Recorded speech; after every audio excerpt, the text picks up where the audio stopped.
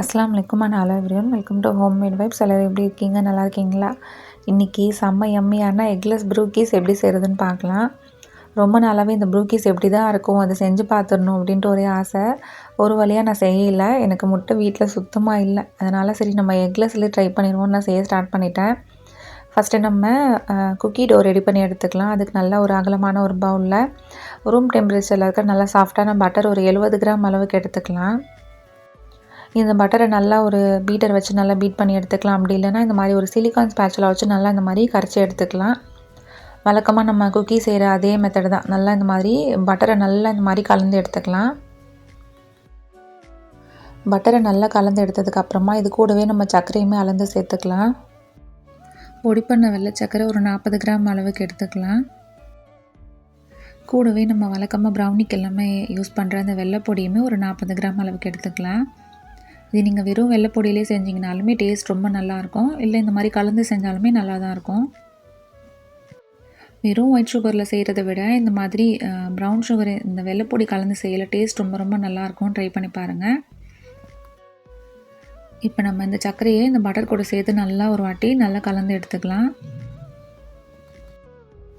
இந்த வெள்ளைப்பொடி வந்து லைட்டாக குட்டி குட்டியாக இந்த பால்ஸ் மாதிரி இருக்கும். லைட்டாக அது கரையாமல் பவுடர் ஆகாமல் இருக்கும் ஒரு சிலது. அது நல்லா இந்த மாதிரி தேய்ச்சி நல்லா இந்த மாதிரி கரைச்சி எடுத்துக்கிட்டோன்னா நல்லா கரைஞ்சி வந்துடும். இப்போ பட்டர் சர்க்கரை எல்லாத்தையுமே நல்லா ஒரு க்ரீமை போல் நல்லா இந்த மாதிரி கரைச்சி எடுத்தாச்சு. நல்லா ஒரு க்ரீம் மாதிரி ஆனதுக்கப்புறமா இதில் நம்ம கண்டென்ஸ்டு மில்க் சேர்த்துக்கலாம். அந்த மில்கி மிஸ்டோட கண்டென்ஸ்டு மில்க் தான் சேர்க்குறேன். இது சரியாக ஒரு 45 கிராம் அளவுக்கு எடுத்துக்கலாம்.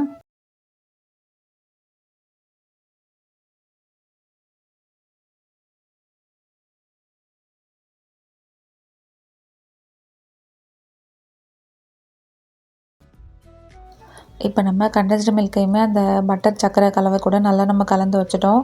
அடுத்ததாக நம்ம மாவு அளந்து சேர்த்துக்கலாம். மாவு சரியாக ஒரு 100 கிராம் அளவுக்கு எடுத்துக்கோங்க. இது கூடவே கொஞ்சமாக ஒரு பிஞ்ச் அளவுக்கு உப்பு சேர்த்துக்கோங்க.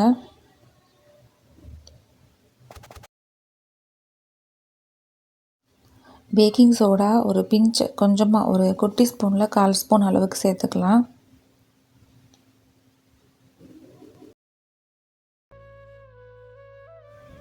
இப்போ இந்த பட்டர் கலவையை லைட்டாக ஒரு வாட்டி கலந்ததுக்கப்புறமா இந்த மாவை நல்லா நம்ம ஜலிச்சு சேர்த்துக்கலாம்.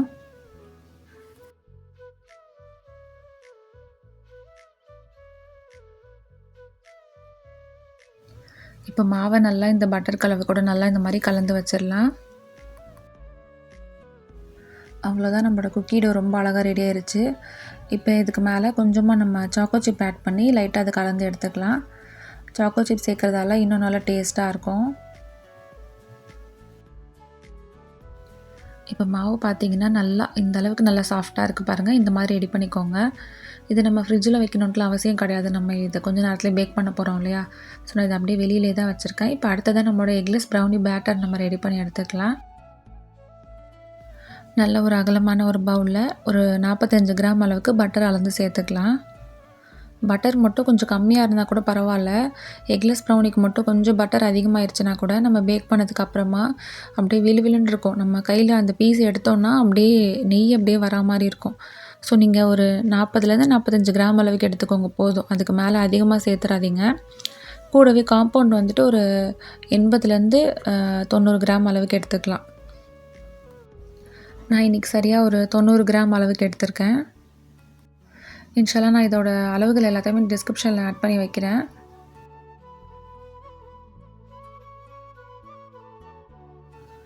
இப்போ நம்மளோட அந்த சாக்லேட் அண்ட் பட்டர் ரெண்டுத்தையுமே நம்ம டபுள் பாயில் பண்ணி எடுத்துக்கலாம். இது ரொம்ப நேரத்துக்கு நம்ம போட்டு மெல்ட் பண்ணாமல் லைட்டாக கொஞ்சம் அந்த சாக்லேட் லைட்டாக அப்படியே கரையிற மாதிரி வரும். அந்த ஸ்டேஜில் நம்ம அடுப்பை ஆஃப் பண்ணி நல்லா நம்ம கலந்து எடுத்துக்கலாம். இந்த சாக்லேட்ஸை நம்ம இந்த காம்பவுண்டை நம்ம அடுப்பில் வச்சு ரொம்ப நேரத்துக்கு நம்ம கிண்டிகிட்டே இருந்தோம்னா அதுலேருந்து ஆயில் பிரிஞ்சு வந்துட்டு நம்மளுக்கு ப்ரௌனி பேக் ஆனதுக்கப்புறமா ஒரு மாதிரி கொல கொலன்னே இருக்கும். சரியான ஒரு பர்ஃபெக்டான ஒரு டெக்ஸ்டரில் நம்மளுக்கு கிடைக்காது. அதனால் சாக்லேட் கொஞ்சம் கரைஞ்சதுக்கப்புறமா அடுப்பை அணைச்சிட்டு நம்ம தனியாக எடுத்து நம்ம நல்லா கலந்துக்கலாம். இப்போ இந்த சாக்லேட்டும் காம்பவுண்டும் மெல்ட் ஆகிற கேப்லேயே நம்ம மாவு எல்லாத்தையுமே அளந்து சேர்த்துக்கலாம். மைதா மாவு ஒரு 40 கிராம் அளவுக்கு எடுத்திருக்கேன். கூடவே கொக்கோ பவுடர் ஒரு 10 கிராம் அளவுக்கு எடுத்துக்கலாம். இது கூடவே குட்டி ஸ்பூனில் ஒரு 1/4 ஸ்பூன் அளவுக்கு கொஞ்சமாக ஒரு பிஞ்ச் அளவுக்கு பேக்கிங் பவுடருமே சேர்த்துக்கலாம். எக்லெஸ் ப்ரௌனிக்கு எப்போவுமே இந்த மாதிரி பேக்கிங் பவுட்ரு சேர்த்தா தான் நம்மளுக்கு நல்ல ஒரு டெக்ஸ்சர் கிடைக்கும். இல்லைன்னா ரொம்ப ஃபஜ்ஜியாக வரும். நல்லா தான் இருக்கும், ரொம்ப ஃபஜ்ஜியாக இருக்கும். நம்ம கட் பண்ணி எடுக்கையில் கூட அப்படி ஃபஜ்ஜியாக இருக்கும். ஸோ கொஞ்சமாக நம்ம பேக்கிங் பவுட்ரு சேர்த்துக்கிட்டோன்னா நம்மளுக்கு நல்லா பர்ஃபெக்டான டெக்ஸ்சரோடு கிடைக்கும். இப்போ நம்மளோட இந்த சாக்லேட்டும் பட்டரும் நல்லாவே நம்மளுக்கு மெல்ட் ஆயிடுச்சு. இந்த மாவில் கொஞ்சமாக நான் உப்புமே ஒரு பிஞ்ச் அளவுக்கு கொஞ்சமாக சேர்த்து வச்சுக்கிறேன்.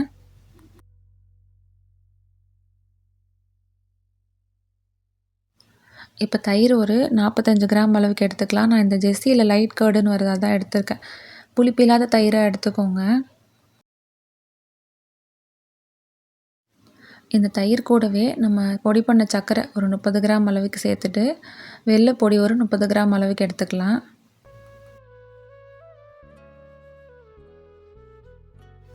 இப்போ இந்த தயிர் சர்க்கரையை நல்லா கரைச்சி எடுத்துக்கலாம். நம்ம முட்டையும் சர்க்கரையும் கலந்து எடுப்போம் இல்லையா, அதே மாதிரி நல்லா இந்த மாதிரி கரைச்சி எடுத்துக்கலாம். வெள்ளைப்பொடி லைட்டாக கொஞ்சம் கரையாமல் இருக்கும். ஸோ நல்லா இந்த மாதிரி கரைச்சதுக்கப்புறமா நம்ம சாக்லேட் கலவை கூட சேர்த்துக்கலாம். தயிர் சர்க்கரையை நல்லா கரைச்சதுக்கப்புறமா நம்ம பட்டர் காம்பவுண்ட் மெல்ட் பண்ணி வச்சுருந்தோம் இல்லையா, அது கூடவே சேர்த்துட்டு நல்லா அதை கலந்து எடுத்துக்கலாம்.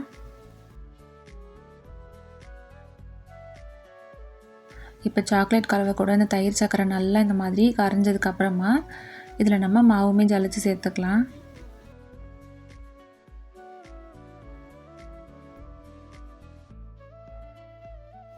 இது பொறுமையாக கட் அண்ட் ஃபோல்ட் மெத்தடில் இந்த மாதிரி கலந்து எடுத்துக்கோங்க. இப்போ சரியாக ஒரு 6 இன்ச்சு டின்னு எடுத்து அதில் பேக்கிங் பேப்பர் எல்லாமே நான் செட் பண்ணி வச்சுட்டு இந்த பேட்டர் இதில் சேர்த்துக்கிறேன். நான் வழக்கமாக இந்த 6 இன்ச்சு டின்னு 1/4 கிலோ அளவு ப்ரௌனி செய்கிறதுக்கு தான் நான் யூஸ் பண்ணுவேன். இல்லை 1/2 kg அளவுக்கு செஞ்சோன்னா கொஞ்சம் திக்காக வரும். 1/4 கிலோ செஞ்சோன்னா கொஞ்சம் நல்லா தின்னான ஸ்லைசஸாக வரும். இப்போ ஆல்ரெடி நம்ம ரெடி பண்ணி வச்சுருக்க அந்த குக்கி டோவை இந்த ப்ரௌனி பேட்டருக்கு மேலே நம்ம வச்சுக்கலாம். இந்த மாதிரி சின்னதாக ஒரு கரண்டியில் ஒரு கரண்டியை எடுத்து 4 பக்கமும் வச்சுட்டு அப்படியே பேலன்ஸ் இருக்கிறத லைட்டாக அந்த மாதிரி ஸ்ப்ரெட் பண்ணி விட்டுக்கோங்க.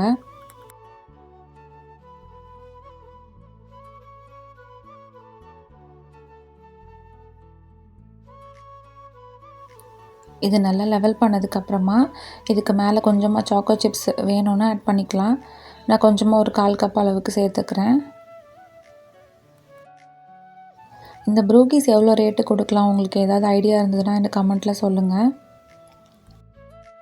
ஏன்னா இது ப்ரௌனி மாதிரி கிடையாது இல்லையா, இதுக்கு நம்மளுக்கு 2 வேலை. ஒரு பக்கம் நம்ம குக்கி டோ ரெடி பண்ணிவிட்டு இன்னொரு பக்கம் நம்ம ப்ரௌனி பேட்டர் ரெடி பண்ணிவிட்டு செய்கிற மாதிரி இருக்குது. ஸோ இதுக்கு ரேட் எப்படி வைக்கிறதுன்ட்டு எனக்கு ஒரே குழப்பமாக தான் இருக்குது. இருந்தாலும் எனக்கு தெரிஞ்சதை நான் வச்சுருக்கேன். யாருக்காவது வேணும்னா கேளுங்க, நான் மெனு வேணால் ஷேர் பண்ணுறேன். வாட்ஸ்அப்பில் கேளுங்க, நான் ஷேர் பண்ணுறேன். இப்போ கமெண்ட்டில் வந்துட்டு உங்களுக்கு இந்த ப்ரூக்கீஸ் எவ்வளோ ரேட்டு கொடுக்கலாம் ஐடியா இருந்ததுன்னா மறக்காமல் எனக்கு கமெண்ட் பண்ணுங்கள். இப்போ இந்த ப்ரூக்கீஸை 10 நிமிஷத்துக்கு ப்ரீஹீட் பண்ண ஓடிஜியில் 180 டிகிரிக்கு ஒரு 30 நிமிஷத்துக்கு நம்ம பேக் பண்ணி எடுத்துக்கலாம். ப்ரௌனியை விட நம்மளுக்கு கூடுதலாக தான் டைம் ஆகும். ஏன்னா இந்த குக்கி டோ எல்லாமே நம்ம வச்சுருக்கோம் இல்லையா. ஸோ இது நல்லா கொஞ்சம் பேக்கிங் டைம் வந்துட்டு ஒவ்வொரு ஓடிஜிக்கு மாறுபடும். நீங்கள் பார்த்து பேக் பண்ணி எடுத்துக்கோங்க. நல்லா அழகாக ரெடியாகி வந்துருச்சு. இப்போ இது நம்ம எவ்வளோ வெயிட் இருக்குதுன்னு பார்த்துடலாம்.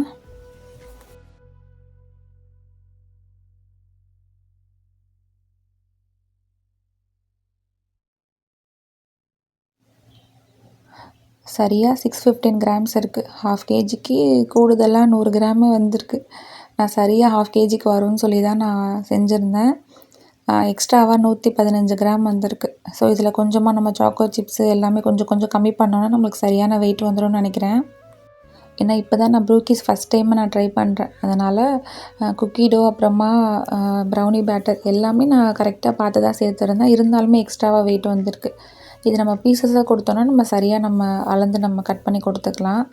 இதுவே நம்மக்கிட்ட ஸ்லாபாக சப்போஸ் இன்கேஸ் கேட்டாங்கன்னா சைடில் கார்னர்ஸ்லாம் நம்ம கட் பண்ணி கொடுத்துக்கலாம். இது கட் பண்ணி சாப்பிட்ற வரைக்குமே எனக்கு அந்த நல்லா இருக்குமா அப்படின்ட்டு ஒரு நினப்பு இல்லை. எப்படின்னா நார்மலாக நம்ம ப்ரௌனிஸ் தனியாக சாப்பிட்ருப்போம், குக்கீஸ்லாம் நம்ம சாப்பிட்ருப்போம். 2மே கலந்துருக்கு. இதுக்கு என்னடா இவ்வளோ பில்டப் பண்ணுறாங்க, எப்படிடா இருக்கும் அப்படின்னு நினப்பு இருந்தது. ஆனால் சாப்பிட்டதுக்கப்புறம் தான் தெரிஞ்சுது. அதனால தான் அவ்வளோ பேர் அவ்வளோ சொல்லியிருக்காங்கன்ட்டு. ஒரு ஷார்ட்ஸ்லலாம் நான் பார்க்கையில அப்படியே அந்த இங்கிலீஷ் சேனல்லலாம் பார்த்தீங்கன்னா அப்படியே புகழ்ந்து தள்ளியிருப்பாங்க அநியாயத்துக்கு. என்னடா இவ்வளோ பில்டப் பண்ணுறாங்க, அவ்வளோ நல்லாவா இருக்கும் அப்படின்லாம் எனக்கு இருந்தது. அதுக்காகவே இது எப்படியாவது செஞ்சு பார்த்துடணும் அப்படின்ட்டு இருந்தேன். கடைசிக்கு பார்த்தா எல்லாருமே நிஜமாக தான் சொல்லியிருக்காங்க. அவ்வளோ டேஸ்ட்டு, சான்ஸே இல்லை, செம்மையாக இருந்தது. கண்டிப்பாக எல்லாருமே ட்ரை பண்ணி பாருங்கள். நீங்கள் நம்ம ரெசிபிஸ் எது செஞ்சு பார்க்குறீங்களோ இல்லையோ இந்த ப்ரூக்கீஸ் கண்டிப்பாக செஞ்சு பாருங்கள். இது ஒரு மஸ்ட் ட்ரை ஒன் தான். கண்டிப்பாக செஞ்சு பாருங்கள். செஞ்சு பார்த்தீங்கன்னா மறக்காமல் எனக்கு ஃபீட்பேக் கொடுங்க.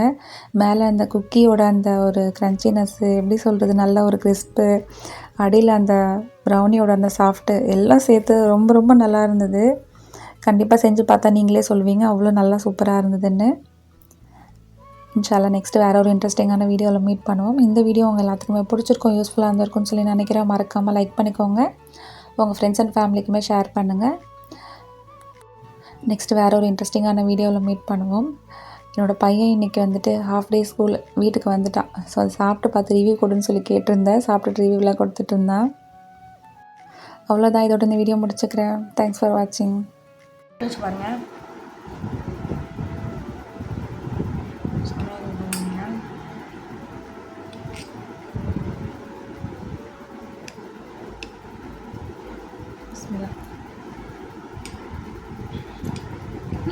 குடிச்சோம்ல